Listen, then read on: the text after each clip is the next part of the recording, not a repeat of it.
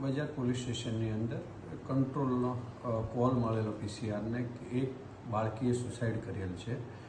જેવો જાણકારી મળી તે તાત્કાલિક ઘટના સ્થળે ગયા। ઘટના સ્થળે જઈ અને જોયું તો એક બાળકીએ સુસાઇડ કરેલ હતું, જેની ત્યાં એક એને સુસાઇડ નોટ બી લખેલી હતી।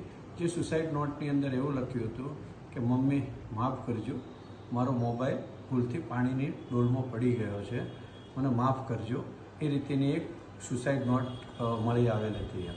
જે આવી ઘટનાની અંદર હોય ત્યારે જે માતા પિતા છે, બાળકો એમની આગળ એમની કોઈ રજૂઆત છે કે એ કહી શકે એ રીતેનું ઘરમાં વાતાવરણ હોવું જોઈએ, જેના કારણે આવી કોઈ દુઃખદ ઘટના ન બને।